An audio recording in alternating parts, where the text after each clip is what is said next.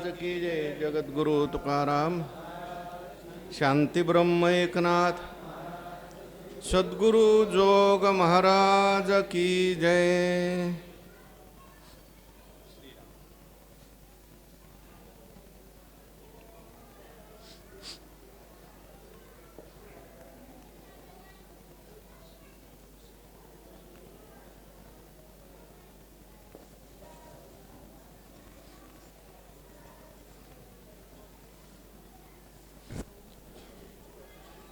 तैसे कर्तृत्व अहंकारे, निघोनी यथा अवसरे, कृत्य जाताचे मोहरे सारी जती। भगवंताच्या कृपेने, सर्व संतांच्या आशीर्वादाने, पुण्यसलीला इंद्रायणी मातेच्या पावन तीरावर संजीवन समाधिस्थ ज्ञानोबारायांच्या या पवित्र अशा अलंकापूर नगरीमध्ये सद्गुरु जोग महाराज वारकरी शिक्षण संस्था यांच्या माध्यमातून सुरू असलेली आपली ही नित्याची ज्ञानेश्वरी प्रवचन सेवा, सेवेकरता उपस्थित माऊली स्वरूप असणारे भाविक भक्त, श्रोते, सज्जन, माता भगिनी सर्वांच्या चरणी वंदन करून आपण सर्वांनी मिळून ही चिंतन सेवा करायची आहे। भगवान श्रीकृष्ण परमात्मा अर्जुनाचं निमित्त करून दिव्य असा गीतेचा उपदेश करतात आणि हा गीतेचा उपदेश ज्ञानेश्वर महाराजांनी ज्ञानेश्वरीच्या माध्यमातून सुलभ रीतीने आपल्याला सांगितलेला आहे। 18व्या अध्यायाचा विचार सुरू आहे। 18व्या अध्यायातील 6व्या श्लोकाचं विवरण सुरू आहे। 170 क्रमांकाची ओळी मी आपल्यासमोर वाचून दाखवलेली आहे। भगवान परमात्मा 18व्या अध्यायाच्या माध्यमातून संपूर्ण गीता परत एकदा अर्जुनाकरता सांगतायत।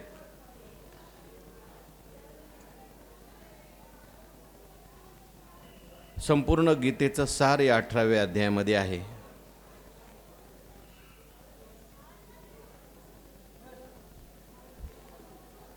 जिथे जिथे भगवंतांनी मागे संकोच केला, संक्षेप केला, त्याचा विस्तार या 18व्या अध्यायामध्ये आहे आणि जिथे भगवंताने विस्तार केला त्याचा संक्षेप या 18व्या अध्यायामध्ये केलेला आहे, असं स्वामी रामसुखदासजींचं म्हणणं आहे।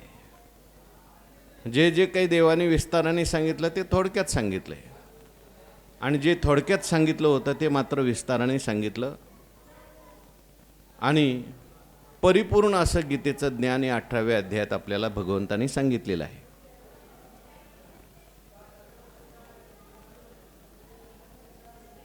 भगवान परमात्मा अर्जुनाला संन्यास आणि त्याग याचं महत्त्व त्या ठिकाणी समजून सांगतात।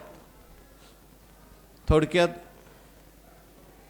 गीतेमध्ये आलेला जेवढा काही कर्मयोग आहे तो सगळा कर्मयोग भगवान परमात्म्याने या 2-4 श्लोकामध्ये सांगितलेला आहे। या श्लोकांचं चिंतन करत असताना आपल्या डोळ्यासमोर 3रा, 4था, 5वा अध्याय पाहिजे, तर आपल्याला या 4-5 श्लोकांचं महत्त्व कळेल।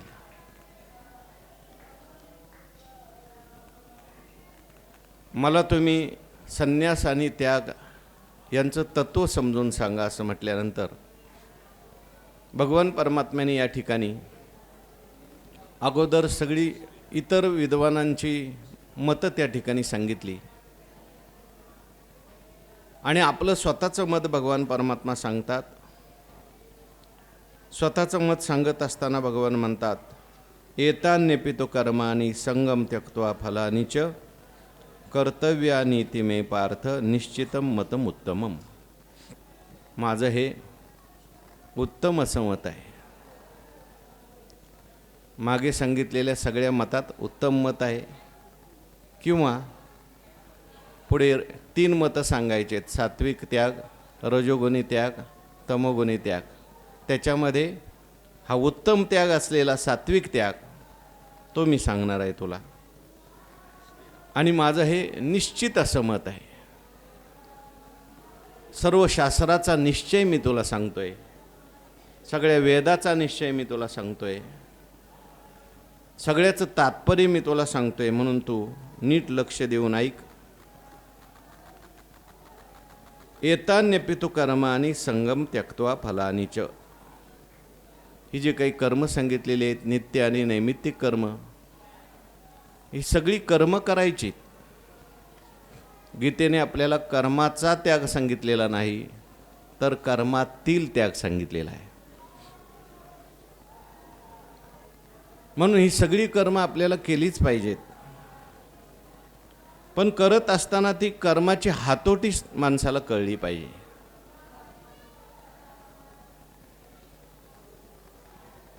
कर्मातलं कौशल्य याला कळलं पाहिजे. यालाच योगः कर्मसु कौशलम म्हटलंय भगवंताने.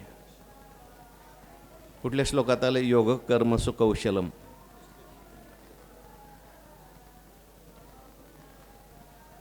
हे कौशल्य आहे.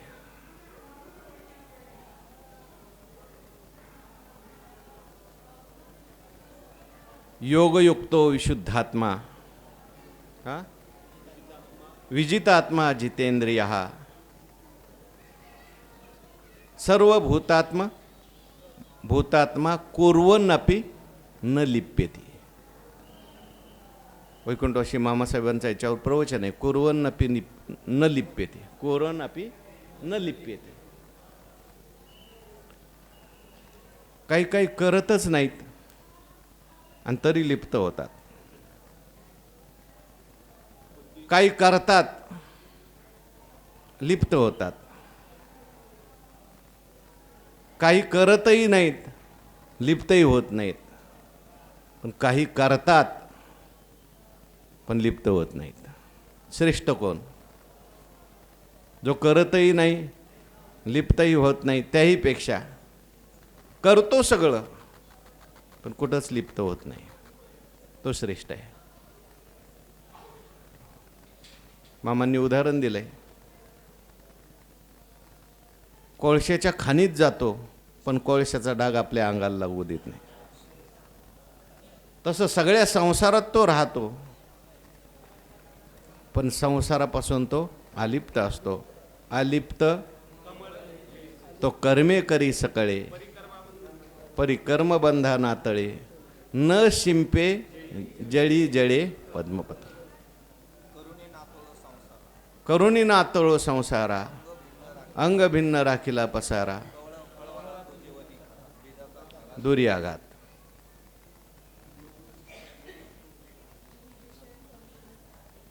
विषय संगून सांडिता, इंद्रिया ते न दंडिता,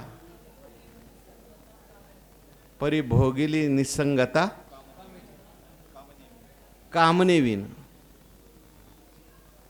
करतोय सगळं, करतच नाही आणि लिप्त होत नाही. करतो आणि लिप्त होतो, न करता लिप्त होतो.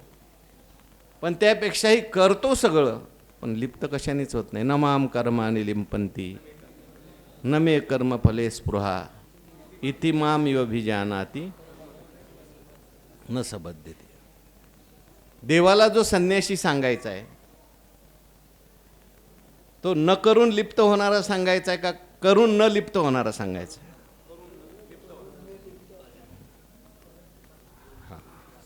हा, हे मजसी स्तव झाले परिमा नाही केले, ऐशे जेने घातले तो सुटला गा. म्हणून भगवान परमात्मा या ठिकाणी सांगतात, एतान्यपितु कर्माणि संगम त्यक्त्वा फलानीच कर्तव्यानी ते मे पार्थ निश्चितम मतम उत्तम. सगळी कर्म तू कर, सगळी म्हणजे नित्य नैमित्तिक कर्म तू कर. पण ही करत असताना दोन अटी सांगितल्या भगवंताने. ह्या दोनला त्यागून तुला कर्म करायचं आहे. पहिलं म्हणजे संगम त्यक्त्वा आणि फलानी त्यक्त्वा. संगे ही बाध्यते लोके निसंगम सुखम अश्नुते, तेन संग परित्याज्य सर्वदा सुखम इच्छिता. संघाचा त्याग करायचा म्हणजे काय? संघ कशाला म्हणतात? आसक्ती किंवा मग कर्तृत्वाचा अहंकार. कर्म जे माणसाला बांधतं ते दोन दोरेने बांधतं. काल आपण विचार करून आलो. एक कर्तृत्वाचा अहंकार किंवा कर्माची आसक्ती. कर्म करायचंय पण शास्त्राने सांगितलंय म्हणून करायचंय. म्हणजे त्याच्यात आसक्ती होत नाही. आपल्या मनाने जर केलं तर काय होतं मग? आसक्ती. आसक्ती म्हणजे त्या कर्मात राग निर्माण होतो. कर्म केल्याशिवाय त्याला करमत नाही. मग कर्म करायचं कशाकरता? कर्माकरता करायचं का कर्म सोडण्याकरता कर्म करायचं?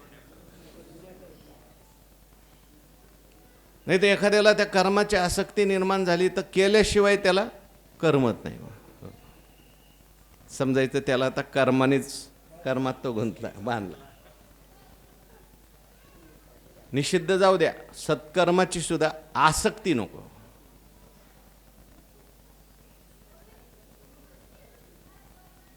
त्या भागवतामध्ये दत्तात्रय महाराजांनी अजगराला गुरु केलंय. 24 गुरु केलेत.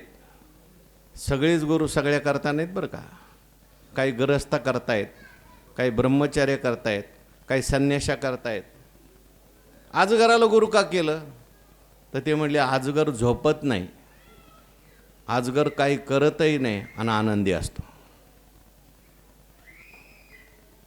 तसं माणसाला काही न करता सुद्धा आनंदी राहता आलं पाहिजे. आपण एकतर झोपलं तर आनंदी, नाही तर काहीतरी केलं तर आनंदी.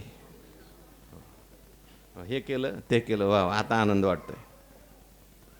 अरे आनंद हे जीवाचं स्वरूप आहे. करून आनंद आपण घेतो याचा अर्थ तो त्रिपुटीचा आनंद आहे. म्हणून आपलं स्वरूप आनंद आहे. या आनंद स्वरूपात राहून आपल्याला आनंदी राहता आलं पाहिजे. म्हणून त्याला गुरु केले असं सांगितलं. कर्माची सुद्धा आसक्ती नको. कधी कधी तो गुरु केला माझा.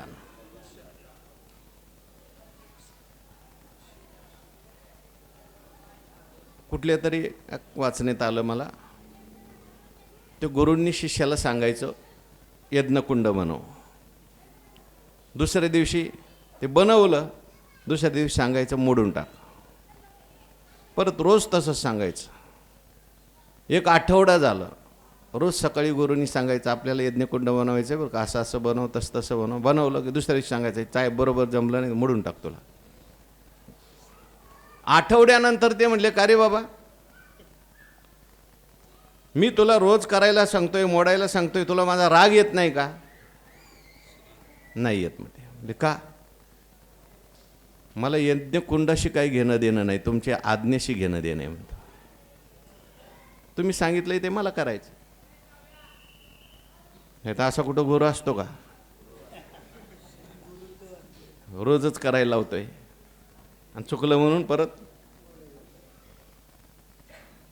ह्याची कर्मात आसक्ती झाली. त्याची कर्माच्या विषयी रागद्वेष काहीच नाही. शास्त्राने सांगितलंय ना करायचं, गुरूंनी सांगितलंय ना करायचं. कर्माची आसक्ती नको आणि फलाची सुद्धा आसक्ती नको. कधी कधी कर्माच्या आसक्तीत मनुष्य गुंततो किंवा कर्तृत्वाच्या अहंकारात गुंततो आणि कधी फलाच्या आसक्तीमुळे त्या कर्माशी बांधला जातो. तेव्हा कर्तृत्व अहंकारात कसं गुंतायचं नाही याच्याकरता ज्ञानोबारांनी जी उदाहरणं सांगितली त्याचा विचार आपण काल केला आहे. आता फलाची आसक्ती कशी बांधते? ज्ञानोबारांनी कर्तृत्व अहंकाराचं शेवटची ओवी लिहिली 170ची, जी काल आपण झालेली आहे. तैसे कर्तृत्व अहंकारे निघोनी यथा अवसरे कृत्य जाताचे मोहरे सारी जती. यथा अवसरे म्हणजे प्रसंग प्राप्त. जे जे काही कृत्य जात म्हणजे करण्यास योग्य असलेलं कर्म, जे काय असेल ते आपल्या वाट्याला आलेलं कर्म, नित्यनैमित्तिक कर्म, ही सगळी कर्म जे आहेत त्या यथा अवसरे म्हणजे प्रसंग प्राप्त. काही कर्म जे असतात प्रसंगानुसार आलेले असतात. नैमित्तिक कर्म ज्याला आपण म्हणतो. म्हणून यथा अवसरे कृत्य जाताचे मोहरे सारी जती. हे कृत्य जात आहे, कर्म समूह आहे. हे कर्म जे आहे हाच कोणी एक प्रकारचा मोहरा आहे, तो पुढे पुढे सरकवायचा. म्हणजे थोडक्यात मोहरे कशात सरकवतात, तो सारीपाटाचा खेळ असतो आणि त्याच्यामध्ये खेळणारे जे असतात ते काय सरकवत असतात, मोहरे सरकवतात. म्हणजे सोंगट्या. म्हणजे संसार हा सुद्धा, कर्म हा सुद्धा एक प्रकारे खेळ म्हणून खेळता आला पाहिजे. खेळिया माझी न पडे काम व्यसने रे, कामची नाही तेथे क्रोधेचे कैसा, कैच तेथे कैचे. हो. यादवाचा गोप्या, यादवाचा पोर एक गोप्या भला, तो बहुतची खेळ खेळला रे, लहान थोरी अवघी मारिली, खेळची मोडून गेला रे, ऐक खेळिया तुझं सांगितले, आईशे जाणून खेळ खेळ रे. कर्म हा खेळ आहे, खेळता आला पाहिजे. म्हणून देवाने खेळ खेळले. खेळत असताना कसं खेळायचं, हुतुतू हमामा. हो, हमामा म्हणजे अहमाध्यास ममाध्यास, हे सोडून खेळा. तू तू म्हणत खेळू नका, मी म्हणत खेळू नका, तू तू म्हणत खेळा. आपल्याला तू तू म्हणत खेळायची सवय का मी म्हणत? म्हणून आपल्या अंगावर डाव येतो सारखा, दुःखरूपी डाव. म्हणून कर्म जाताचे मोहरे, कृत्य जाताचे मोहरे सारी जती. हे कर्म जे आहे ते आपल्याला समोर आलंय, ते आपण अहंकार रहित कर्म करायचं. हा एक भाग झाला. संगम त्यक्त्वा. आता फलानी त्यक्त्वा, दुसरं काही सांगितलंय, फलाचा सुद्धा त्याग केला पाहिजे. कर्म आपल्याला फलाने बांधतं, फलाच्या आसक्तीमुळे बांधतं. कर्माचं फळ आपल्याला भोगावं लागतं. कर्म तर करायचीत, परंतु आपल्याला अशा पद्धतीने कर्म करायचीत की कर्मे कर्मबद्धता मुमुक्षु सोडविले पंडुसुता. कर्मानेच आपल्याला सोडवलं पाहिजे. आपण कर्माला सोडायचं नाही, कर्मानेच आपल्याला सोडून दिलं पाहिजे. कर्म कधी आपल्याला सोडील? कर्म तर करायचं आहे आपण, पण कर्म करत असताना जर आपण कर्तृत्वाचा अहंकार घेतला नाही, फलाची तीव्र इच्छा आसक्ती ठेवली नाही, तर आपोआप ते कर्म जे आहे ते आपल्याला सोडतंच. कर्माचा आणि आपला संबंध विच्छेद होतो. नाहीतर किती जरी केलं तरी कर्म आपल्याला सोडत नाही. नाही म्हटलं मी कर्म करायचं सोडून दिलं, तू कर्म करायचं सोडून दिलं, हे कर्माने तुला धरले. आता त्याचा प्रत्यय व्हायला लागलाय, तुझा दोष लागलेला आहे, त्याचा तुला पाप होईल, त्याला तुला भोगावं लागेल. म्हणून कर्माने आपल्याला सहज सोडलं पाहिजे. आणि कर्म कधी आपल्याला सोडून जाईल? ज्यावेळेस आपण कर्म करत असताना अहंकार घेणार नाही, फलासक्ती सोडू. ही फलाची आसक्ती कशी सोडायची याच्याकरता ज्ञानोबांनी दृष्टांत दिलेले आहेत. आपण काल पाहून आलो. ज्ञानेश्वर महाराज वेगवेगळ्या अंगाने सांगतात. काल कर्तृत्वाचा अहंकार सोडत असताना तो कोणत्या कर्मातला कसा सोडायचा हे सांगितलं. आज फलासक्ती सोडताना ती कशी सोडायची? केल्या कर्मा पांडवा, वाचाववी 171. जो आथी फळाचा यावा, तया मोहरा नेदावा म्हणून. केल्या कर्मा पांडवा, कर्म जे काही आपल्याकडून झालं. पांडवा म्हटलंय, पुन्हा एकदा पंडूराजाची आठवण करून दिली. पंडूराजाने आपल्या जीवनामध्ये कर्म केली, निष्काम कर्मयोगाचं आचरण केलं होतं. आणि त्याच्या कुळामध्ये त्याच्याच पोटी तुझा जन्म झालेला असल्यामुळे तू सुद्धा त्या ठिकाणी शुभ कर्म करणारच आहेस, निष्काम कर्म करणार आहेस. म्हणून केल्या कर्मा पांडवा, केलेली जी कर्म आहेत तो जो आथी फळाचा यावा, केलेल्या कर्माकडं फळाचं आगमन होत असतं. कोणतंही कर्म करा तुम्ही, तर कर्म काय असतात, त्या कर्माला काही काही फल असतात. तुम्ही जर शुभ कर्म केलं असेल, चांगलं कर्म केलं असेल, त्याचं चांगलं फळ आहे, सुख हे फळ आहे. वाईट कर्म केलं असेल तर त्याचं दुःख फळ आहे, पापरूपी फळ आहे, पापाचं फळ दुःख आहे. हे आल्याशिवाय राहत नाही. म्हणून आता याला कर्म करायला सांगितली फक्त नित्य आणि नैमित्तिक, आणि ते सुद्धा शुभ फळ करायला कर्म करायला सांगितले. पण ही जरी केली तरी सुद्धा त्याची शुभ फलं आहेत. मग ती फलं आपल्याकडे येऊ नयेत त्याच्याकरता जो आधी फळाचा यावा, फळ आपल्याकडे येणार आहे, तया मोहरा नो देवा नो हो मोहरा नो हे नेदावा मनोरथ. त्याच्यासमोर त्याच्या वाटेमध्ये आपल्या मनाचा रथ तिकडं जाऊ द्यायचा नाही. म्हणजे काय करायचं, कुठल्याही कर्म करत असताना कर्माच्या फळाची इच्छा करून कर्म करायचं नाही. झाल्यानंतर सुद्धा त्याची इच्छा करायची नाही. नित्यनैमित्तिक कर्म जे काही केलं, यज्ञ केला, मला मान पाहिजे, मला कीर्ती झाली पाहिजे, मला पैसा मिळाला पाहिजे, मला मुलगा झाला पाहिजे, ही काही फलं आहेत. ह्या फलाच्या इच्छा करून यज्ञ नाही करायचा. यज्ञ कशा करता करायचा? कर्तव्य. शास्त्राने मला सांगितलं यज्ञ करायला, माझं कर्तव्य. सकाळी देवपूजाला बसला, कशाला देवपूजा करतोय, पंचयज्ञ करतोय, देवपूजेत कशा करता? काहो कशा करता तुम्ही एवढी देवपूजा कशा करता? म्हणजे देवा करता. देवाची या चाडे माझ्या वाटेला आलेलं कर्म हे मला करायचंय म्हणून मी करतोय.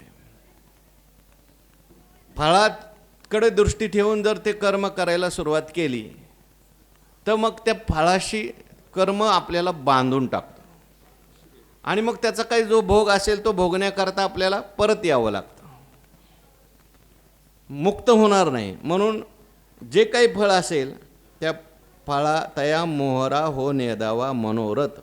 मनोरथ शब्द वापरला आहे. हो, मनाचा रथ.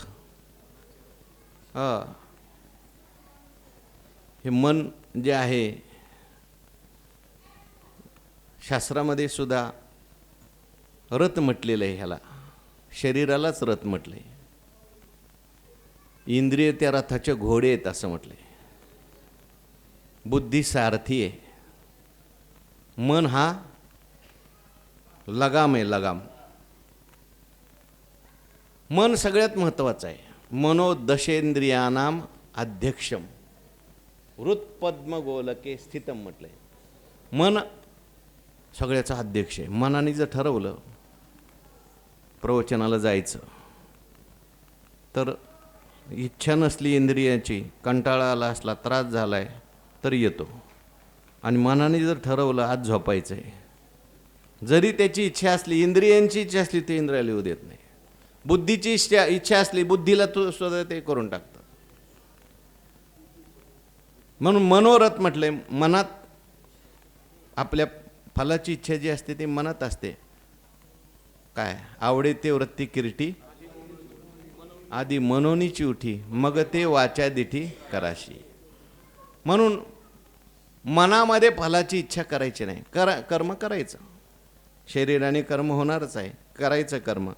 पण मनामध्ये इच्छा न करता ते कर्म करायचं. पृथू महाराजांनी यज्ञ केले. आपल्याकडे अर्चन भक्तीचे आचार्य म्हणून पृथू महाराजांना सांगितलेलं आहे. मोठे मोठे यज्ञ त्यांनी केले. 99 यज्ञ झाले. इंद्रदेवाला भीती वाटायला लागली. हा काय माझी गादी घेतोय का काय, आता काय माहिती. आणि मग इंद्रदेवाने त्याच्या त्या यज्ञामध्ये विघ्न करायला सुरुवात केली. घोडाच पळवून न्यायचा त्याच्या यज्ञाचा. मग पृथू महाराजांनी त्या ठिकाणी विचार असा केला की हा माझा यज्ञ मी करतोय, हा माझा घोडा का पळवतोय विनाकारण? मी परमार्थ करतोय, ह्याला का पाहावे ना? मी अभ्यास करतोय, हा विघ्न का करतोय? त्याला वाटतंय ह्याचा नंबर येतोय का काय माझ्या पुढे, हा माझ्या पुढं जातोय का काय, माझ्यापेक्षा याला ऐश्वर्य मिळतंय की काय. म्हणून कधी कधी काही विघ्न करतात काही लोक.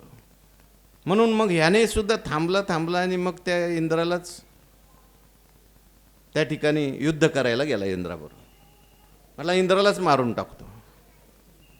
तिथे ब्रह्मदेव आले, म्हटले अरे बाबा इंद्र येतो कशाला त्याच्या ना तुला हे तू यज्ञ कशा करता करतोय सांग. म्हटलं काही नाही, मी आपली देवाची सेवा म्हणून यज्ञ करतोय. मला याच्यातून काही मिळवायचं नाही, गादी मिळवायची नाही, काही नाही काही नाही. मी इंद्राला बोलवून सांगितलं बाबा हे बघ त्याचा यज्ञ चाललाय कशा करता, निष्काम चाललाय, मग तू कशाला विघ्न करतो. मग इंद्र म्हटलं मी नाही विघ्न करणार. मला असं वाटलं हे माझ्या इथं येऊन बसतंय का काय, म्हणून मी विघ्न करत होतो. आता त्या ठिकाणी मी करणार नाही विघ्न. आणि पृथ्वीराजाला समजून सांगितलं जाऊ दे आता तुझा 99वर यज्ञ थांबव, नको 100वर को, त्याला आणखीन भीती वाटते. 100 झाले तर मग स्वर्गात जावं लागतं. त्याने थांबवलं, काय हरकत नाही म्हणे. मला काय असतं, सकामता असली की मग मनुष्याचा आग्रह असतो. निष्काम असल्यानंतर काय ठीक आहे, नाही मानताना तुम्ही नाही, मी दुसरं करील काही. फलाची इच्छा मनामध्ये नाही. यज्ञ असू द्या, दान असू द्या, तप असू द्या. दानसुद्धा मनुष्य काय करतो, आता ज्ञानोबारांनी ती सगळी उदाहरणं सांगितली त्याच्यात येणारच आहेत. पुढचं ओवी बघा. आधीची फळी आस तुटिया, कर्मे आरंभावे धनंजया, परावे बाळ धाया, पाहिजे जैसे. पाहिजे का पाहिजे, पाहिजे जैसे.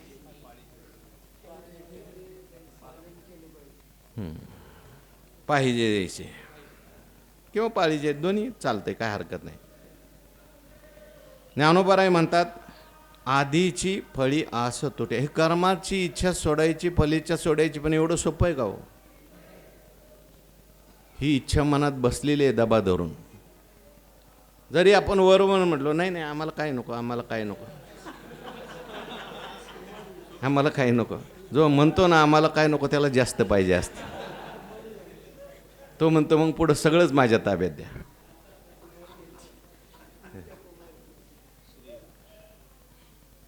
इच्छा सोडणं कठीण आहे. म्हणून ज्ञानोबाराय त्याची प्रक्रिया सांगतात कशी करायची. आधीची फळी आस तुटिया, फळाची जी आस आहे ते अगोदरच तोडून टाकायची. कर्म करायच्या अगोदरच संकल्प मनात असला पाहिजे, हे मला करायचंय, ह्याच्यातून मला काही इच्छा करायची नाही. देवपूजा मी करतोय ना, देवा करताच आहे. माझा यज्ञ जो आहे ना हा देवा करताच आहे. मग मी दान करतोय ना, काही मला याच्यात अपेक्षा नाही. मी तप करतोय ना, मला याच्यातून काही नको. आधीची फळी आस तुटिया, फळाच्या विषयी आशा त्याच्या काय झालेल्या आहेत, तुटलेल्या आहेत. आणि कर्म आरंभा लागी त्या अहंकृती नाही अंगी, जैशी निरंजना आगी विजोनी जाय. कर्माच्या अगोदर सुद्धा फलाची इच्छा करायची नाही. आणि मग कर्मे आरंभावी धनंजय, इच्छा न करता त्याचा आरंभ करायचा. हां तुम्ही म्हणाल मग इच्छा नसल्यावर कशाला कर्म आरंभ. पास व्हायचंय म्हणून अभ्यास करायची सुरुवात केली. शेतकरी जो आहे काहीतरी फळ मिळणार आहे म्हणून त्यात धान्य पेरतो, पैसे मिळणार आहेत म्हणून नोकरी करतो. नाही म्हटले पैसे मिळणार नाहीत मग कोण जाईल नोकरी करायला. तसं यज्ञामधून काहीतरी मिळणार आहे, ते घ्यायचं आहे, मिळाल्यानंतर घ्यायचं आहे, पण त्याच्याकरताच मी नोकरी करतोय असं नाही. त्या ठिकाणी मी देवाची सेवा म्हणून करतोय, देशाची सेवा म्हणून करतोय. आजही काही अशी मंडळी आहेत ते 1 रुपया पगार घेतात. आजही नोकरी करतात, लाख रुपये त्यांचा पगार आहे, त्यातला ते 1 रुपया घेतात. मी माझ्या पाण्यात काही माणसं आहेत, त्यांना विचारलं का तुम्ही 1 रुपया का घेतला. मग सगळाच घ्यायचा, सगळं मला काय पगाराची गरज नाही, मी घडगंज श्रीमंत आहे, माझ्या घरचं सगळं व्यवस्थित आहे, सेवा म्हणून मी नोकरी करतोय, मग 1 तरी का घेतला. नाही घेत याचा अभिमान यायला नको म्हणून घेतो म्हणून. नाही तर कधी कधी मी नाही घेत याचा सुद्धा माणसाला काय होतो, भोगाचा अभिमान बरा, पण त्यागाचा अभिमान तो त्रास देतो आणखीन. मग मी निष्काम आहे. म्हणून अगोदरच आधीची फळी असं तुटिया कर्मी आरंभावी धनंजया. धनंजया म्हटलंय परत इथे